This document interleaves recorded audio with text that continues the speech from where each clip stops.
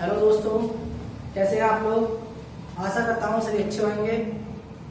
तो आज हमने पिछली कक्षा में वर्णमाला के बारे में पढ़ा था। वर्णमाला में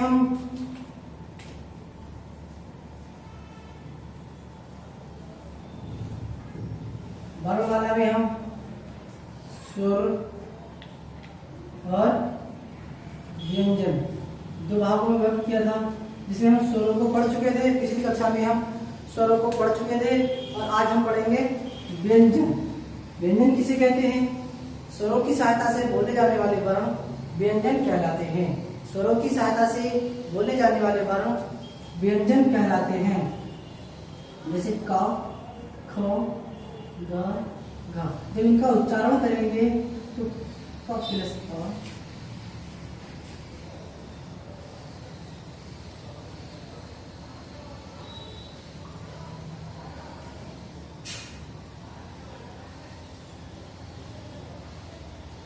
व्यंजन का उच्चारण बिना स्वरों की सहायता से नहीं किया जा सकता। व्यंजनों का उच्चारण स्वरों की सहायता के बिना नहीं किया जा सकता। फिर अब हम बढ़ते हैं आगे व्यंजनों के बारे में। व्यंजन की संख्या कितनी होती है? व्यंजनों की संख्या 33 होती है, जिसमें दो उत्क्षिप्त व्यंजन मिल जाते हैं तो उनकी संख्या कितनी हो जाती है? 35। इसमें दो कौन से मिलते हैं? हमारे उत्क्षिप्त व्यंजन मिलते हैं। उत्क्षिप्त व्यंजन, जो हमारे उत्क्षिप्त व्यंजन होते हैं, और उत्क्षिप्त व्यंजन मिलने के बाद में इनकी संख्या कितनी हो जाती है? 35 हो जाती है। अब हम पढ़ेंगे उनका उच्चारण स्थान, वर्ग, स्पर्श व्यंजन के बारे में। कौन कौन से हमारे, तो पहले तो हम व्यंजन लिख लेते हैं। व्यंजन हम इनको इनके आधार पर बांटेंगे। उच्चारण स्थान, उच्चारण के आधार पर, वर्ग के आधार पर। और देखो, ये इसका पहला वर्ण है तो ये हमारा हो जाएगा का वर्ग। ये चा वर्ग, ये हमारा कौन सा हो जाएगा? टावर। ये टावर, और ये हमारा पावर। ये तो हमने बांट दिए वर्ग के आधार पर। फिर जो नेक्स्ट है, इनको हम कहते हैं अंतस्थ व्यंजन। अंतस्थ व्यंजन ये हमारे हैं ऊष्म या संघर्षी व्यंजन। ये हमारे हैं संयुक्त व्यंजन। संयुक्त मतलब किसी दो वर्णों के मेल से बने होंगे। ठीक है। फिर इसके बाद में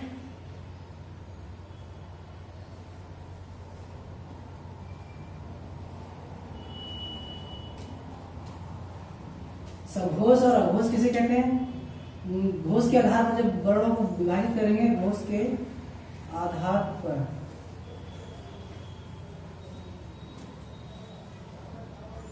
तो एक होगा हमारा सघोष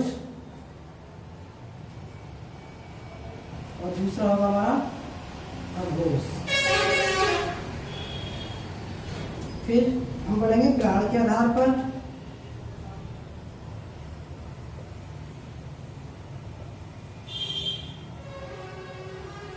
प्राण के आधार पर, प्राण के आधार पर क्या होगा? ये एक होगा अल्प प्राण और एक होगा हमारा महाप्राण। घोष के आधार पर इनका उच्चारण सघोष ध्वनि होगी। इनका उच्चारण करते समय स्वर तंत्रियां कंपन करती हैं। अघोष की जब उच्चारण करेंगे तो इनमें स्वर तंत्रियां कंपन नहीं करती हैं। थोड़ा सा लिख देते हैं इसमें, स्वर तंत्रियां कंपन करेंगी।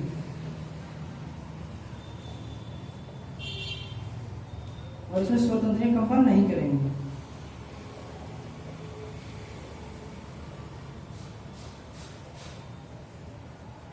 कंपन नहीं करेंगी।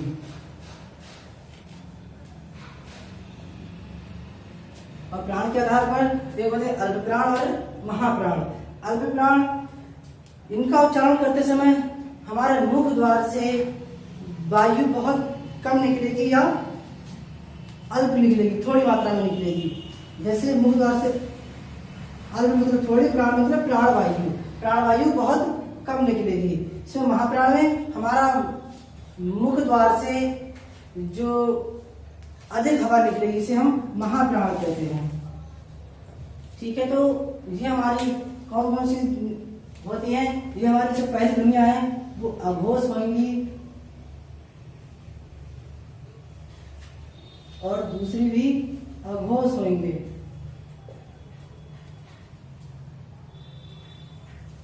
जहां तक हमारे ये जो वर्ण है ये हमारे क्या कहलाएंगे, स्पर्श व्यंजन कहलाएंगे। मतलब कह सकते हैं का से माँ तक, माँ तक क्या होगा, हमारे स्पर्श व्यंजन होंगे, स्पर्श व्यंजन। और स्पर्श व्यंजनों की संख्या होती है 25। स्पर्श व्यंजनों की संख्या कितनी होती है, 25 होती है। देखो पहले हमारे अघोष, पहला स्तंभ क्या होगा हमारा, अघोष होगा। दूसरा स्तंभ भी अघोष होगा। तीसरा स्तंभ हमारा सघोष होगा और चौथा स्तंभ सघोष होगा और पांचवा स्तंभ सघोष होगा। और प्रत्येक स्तंभ में कितने वर्ण आते हैं, 1 2 3 4 5। प्रत्येक स्तंभ में कितने वर्ण आते हैं, 5 वर्ण आते हैं, 1 2 3 4 5। ऐसे ही इधर। और फिर प्राण के आधार पर बंटवारा करेंगे हम। तो पहले क्या होगा हमारा अल्प प्राण, जैसा कि मैं बता चुका हूँ। इनका उच्चारण करते समय मुख से हवा जो प्राण वायु वो कम निकलेगी। और फिर ये होंगे महाप्राण, क्या होगा महाप्राण। इनका उच्चारण हम करेंगे क ख, उच्चारण करके देखें तो इसमें प्राण वायु इसकी अपेक्षा इसमें ज्यादा निकलेगी। क्या जाएगा हमारा महाप्राण। ये क्या होगा हमारा अल्प प्राण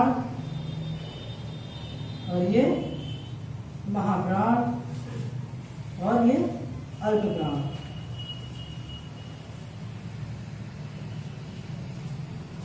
और ये जो हमारे 5 वर्ण हैं, ये जो हमारे 5 वर्ण हैं, इनको हम यहां लिख देता हूं मैं, इनको हम पंचमाक्षर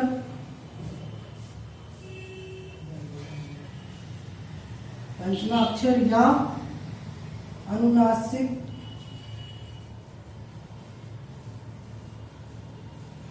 व्यंजन कहते हैं। ये हमारे होंगे पंचमाक्षर, जिन्हें हम अनुनासिक व्यंजन भी कहते हैं। इनको नाक और मुख की सहायता से बोला जाएगा। इनका उच्चारण हमें नाक की सहायता से करना हो, जिससे हम इसे पंचमाक्षर या अनुनासिक व्यंजन कहते हैं। जैसे देखो हिंदी करते हैं 1 2 3 4 5। पांचवा होगा 1 2 3 4 5, ये पांचवा होगा। तो इस आधार पर इसे हम पंचमा अक्षर कहते हैं। और फिर बात आती है इनके उच्चारण स्थान की। उच्चारण स्थान में इनका उच्चारण हम कंठ से करते हैं, कंठ मतलब गले से करते हैं। और फिर ये आते हैं हमारे चा वर्ग में। चा वर्ग बताइए हमारा, इसका उच्चारण हम तालु से करते हैं। हमारे मुख में भीतर की साइड, भीतर की पिछला भाग, ऊपर की साइड पिछला भाग, जिनका च छ ज झ झ। फिर आता है हमारा टा वर्ग। टा वर्ग में क्या होता है, ये हमारे मूर्धा होते हैं, मूर्धा या मसूड़ा। जब इनका उच्चारण करेंगे तो हमारी जीवा दंतमूल, दांतों की जड़ों को स्पर्श करेगी या मसूड़ों को स्पर्श करेगी, लेकिन दांतों को स्पर्श नहीं करेगी, जिसे हम मूर्धा या दंतमूल कहते हैं। ट ठ उच्चारण करके देखने के बाद हमें सारा कुछ पता चल जाएगा। फिर आते हैं हमारे तावर। तावर का उच्चारण हम दंत से करते हैं। दंत मतलब दांत। इसमें उच्चारण करते समय हमारी जीवा प्रत्येक बार दांतों को स्पर्श करेगी, दांतों को स्पर्श करेगी। देखो ता था ध ध न, हर हर मतलब प्रत्येक बार जो हमारी जीवा है वो दांत को स्पर्श करेगी। फिर आते हैं हम पा वर्ग में। पा वर्ग में क्या होता है, ये हमारे ओष्ठ या होठ को स्पर्श करेगी, होठ आपस में स्पर्श करेंगे। प फ ब भ म, प्रत्येक बार हमारे होठ जो है आपस में मिलेंगे। ये हमारे अंतस्थ व्यंजन होते हैं, ज र ल व। ये हमारे ऊष्म और संघर्षी व्यंजन होते हैं। इनका उच्चारण करते समय हमारे मुख से गर्म हवा या हमें कहीं न कहीं संघर्ष या रगड़ महसूस होगा, जिससे हमें ऊष्मा पैदा होगी और ऊष्मा कैसी होती, गर्म। तो इनका उच्चारण करते समय हमारे मुख से गर्म हवा निकलेगी। ये हमारे संयुक्त व्यंजन होते हैं। ये किसी दो वर्ण के मेल से बने होंगे। वो कौन सा होंगे,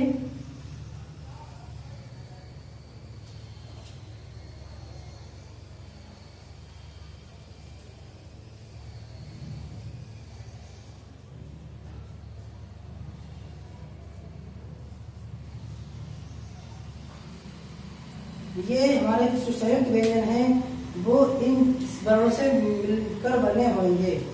संयुक्त का मतलब होता है मिलना या जुड़ना।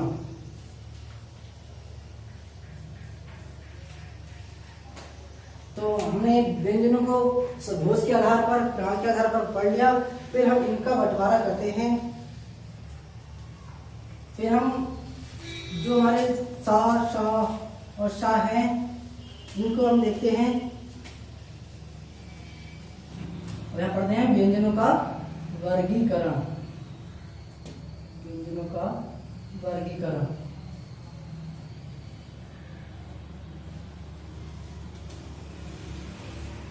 यहाँ व्यंजनों का वर्गीकरण, यहाँ पढ़ते हैं वर्णमाला का वर्गीकरण।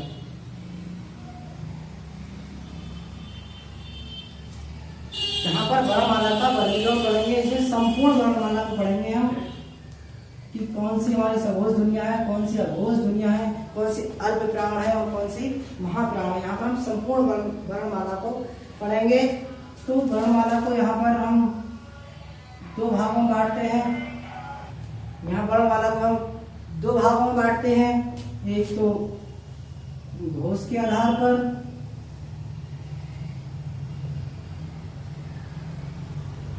और यहाँ पर प्राण के आधार पर।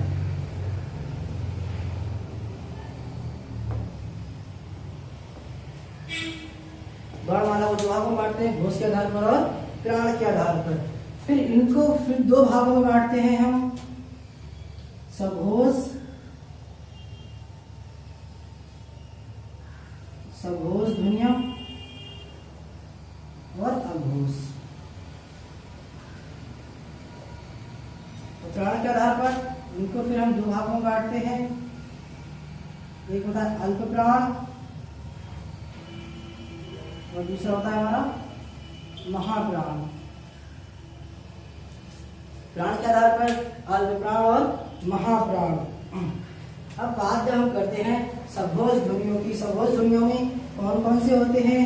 सघोष ध्वनियों में देखो हमारा 1 2 3 4 और 5 ये हमारे स्तंभ हैं। इसको हम स्तंभ मान लेते हैं। यहाँ पर ये हमारे यहाँ के स्तंभ होते हैं। तो सघोष ध्वनि कौन सी होती है हमारी? 3 4 5, तीसरा चौथा और पांचवा स्तंभ, स्तंभ।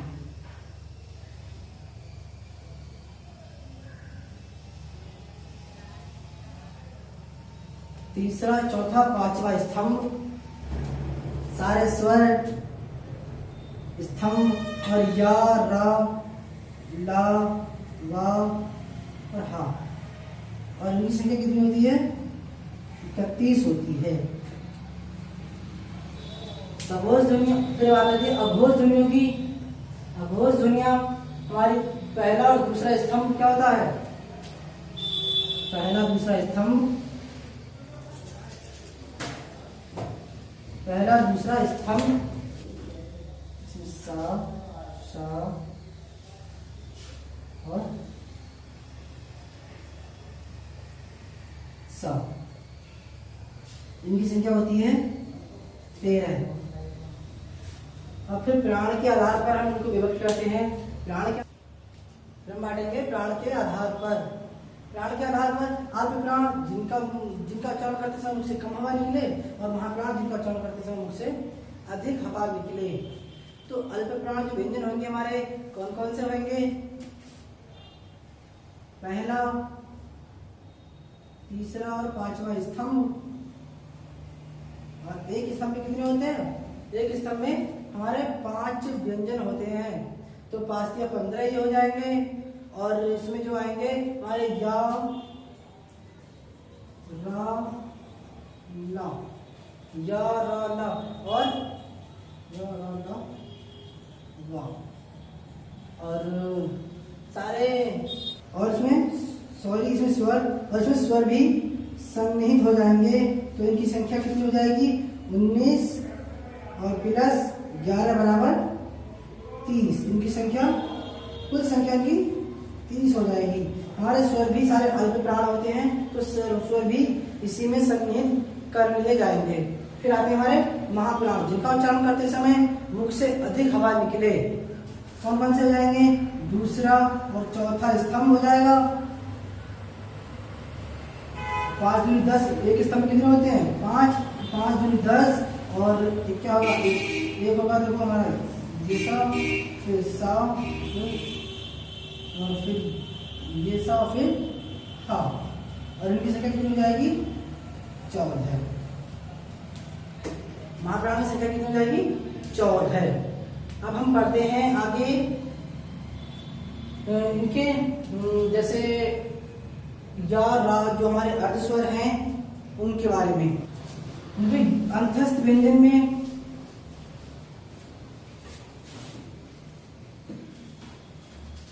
हम या, रा, वा को रखते हैं। अंतस्थ व्यंजन में हम या, रा, ला, वा होते हैं। अब हम इनमें या को और वा को अर्धस्वर की संख्या देते हैं। इसको हम अर्धस्वर की संख्या देते हैं। कौन कौन से हमारे? या और वा, ये हमारे अर्धस्वर होते हैं। अर्धस्वर मतलब इनका प्रयोग कभी स्वर में तो कभी व्यंजन में किया जाता है। जैसे अर्धस्वर में इसका प्रयोग हम कहाँ करेंगे? धार में लिखेंगे या जैसे करके लिखेंगे। जैसे महिलाएं ऐसा लिखा जाता है, लेकिन कभी कभी हम महिलाएं कैसे लिखते हैं? महिलाएं। यहाँ पर इसका प्रयोग हो गया। तो ये हमारा मतलब इसका प्रयोग हम स्वर में और कभी कभी हम इसको अर्ध स्वर में प्रयोग करते हैं। फिर हमारा आता है वा। तो उसका सबसे प्रचलित उदाहरण है कौवा। ये स्वर हो गया हमारा, लेकिन कौवा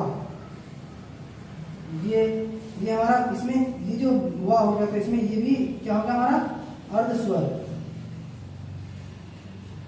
तो इस वजह से इनको हम अर्ध स्वर की संज्ञा देते हैं। और फिर हम पढ़ते हैं आगे जो हमारे सा हैं, जिसे हम ऊष्म व्यंजन कहते हैं। ऊष्म व्यंजन हमारे